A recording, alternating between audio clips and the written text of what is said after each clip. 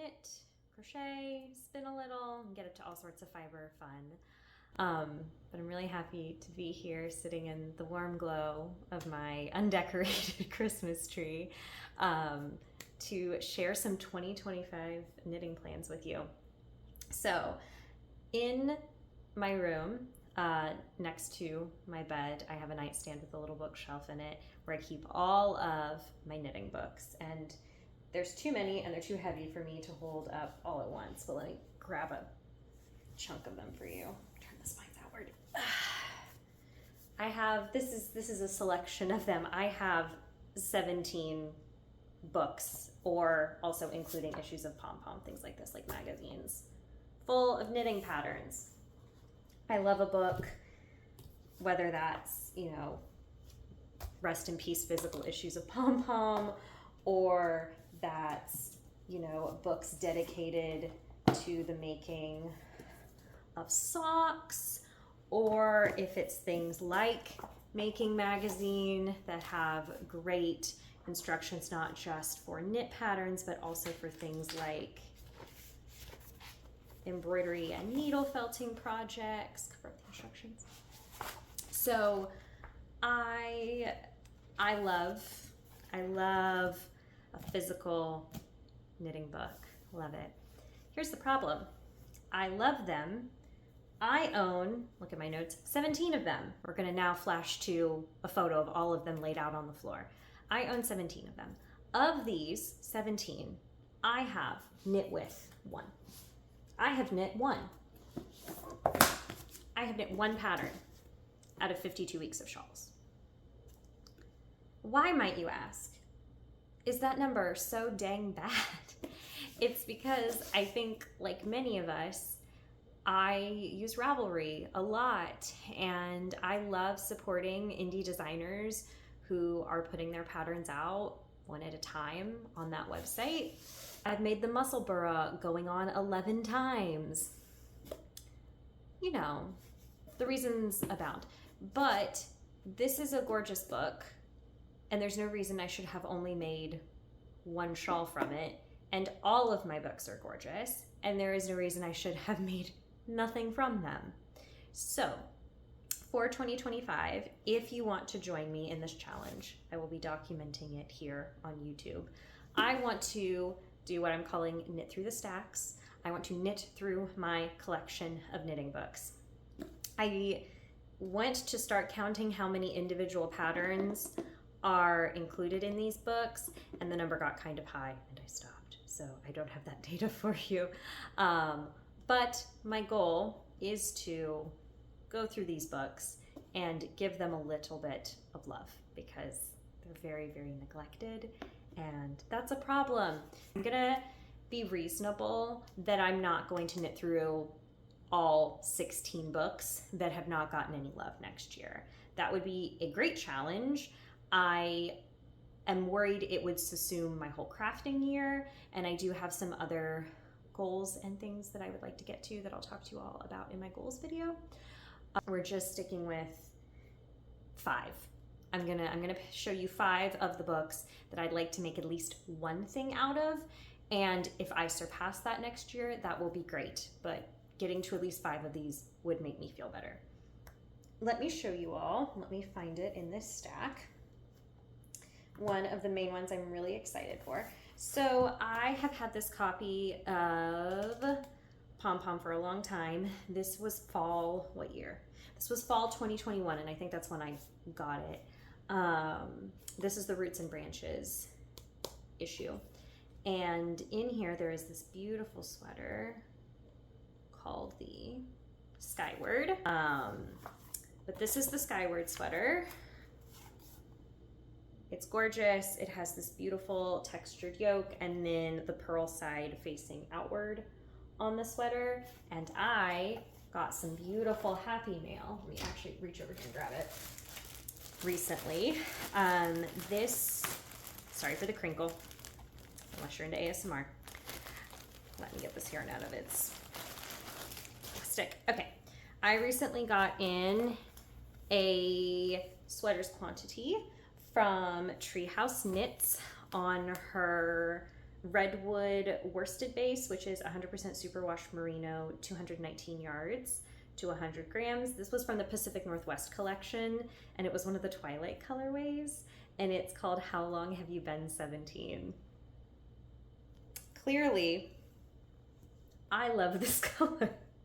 This is my color. So I'm really excited. I got this sweater quantity specifically to make the Skyward sweater.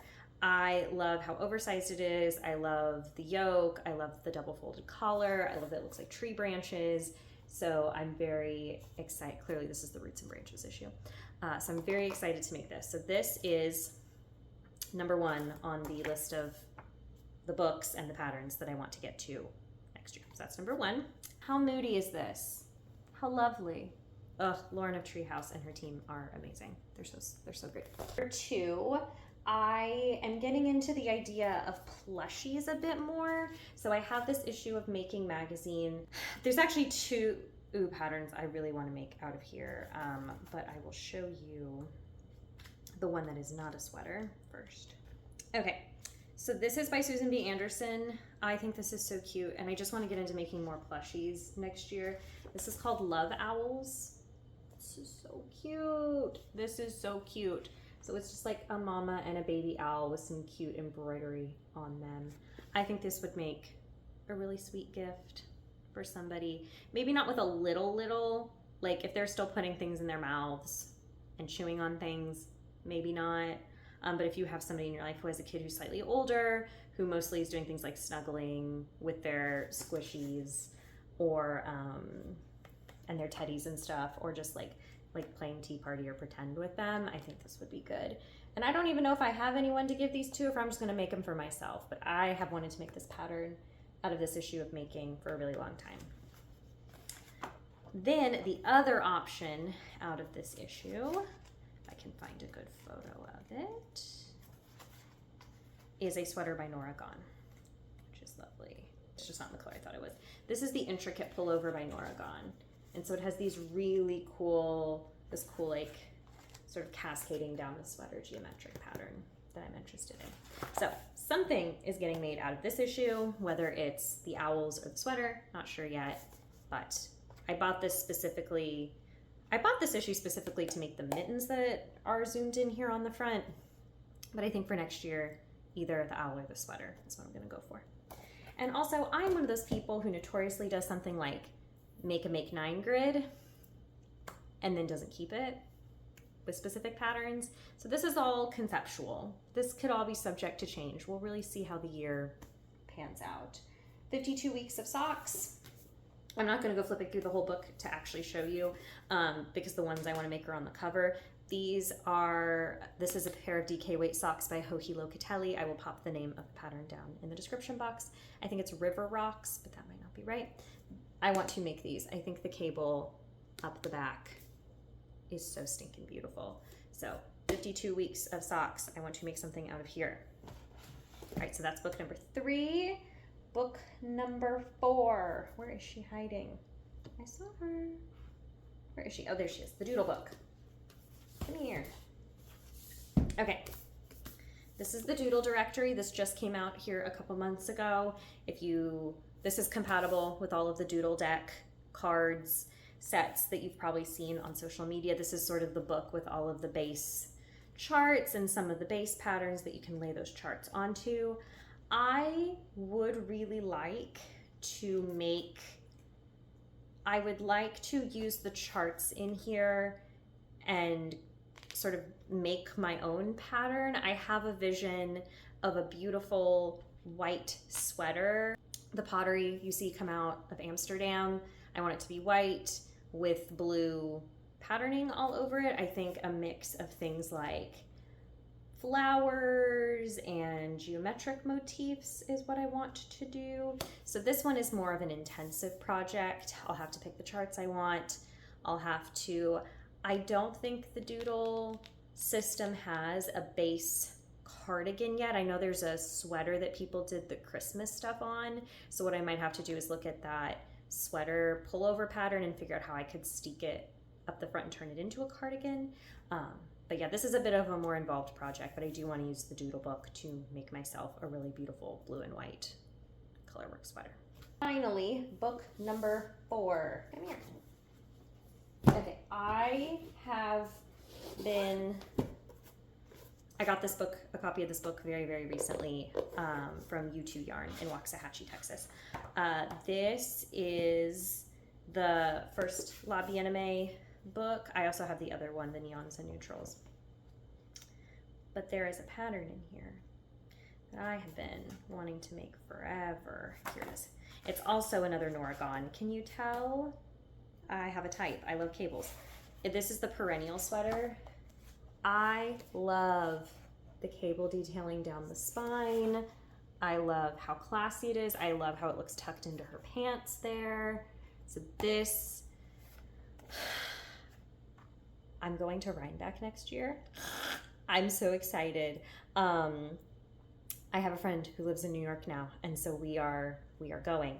I'm so excited. But this is, I would like this to be one of my options for my Rhinebeck sweater because I just think it's so classy and it's so beautiful. So this is project number 5. All right. The other books that might be like potential swaps for that, I haven't picked specific patterns out of them, but these books hold strong contention to get some love next year, but I don't have any specific plans for. The sweater, well, I love the sweater on the cover, but a lot of the patterns in the winter 2019 issue of Pom Pom, anything from Knit, Fold, Pleat, Repeat by Noragon, clearly there's a theme.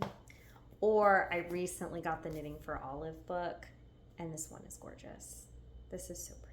So there's a couple really lovely like tops with romantic sleeves in here, like a puff sleeve or like a wrap top that could become contenders. So those are my plans. We'll see what actually gets made. We'll see what books actually get used. I will take you all along on that journey. I'll hopefully get to do some maker vlogs and we can talk about what I end up making. Thank you all for joining me today in this video. I hope you enjoyed it. I wanted to try something different with this. Hope you liked it. If you did, let me know. If you didn't, you can also let me know. Everything's interaction. And I will see y'all next time. Bye.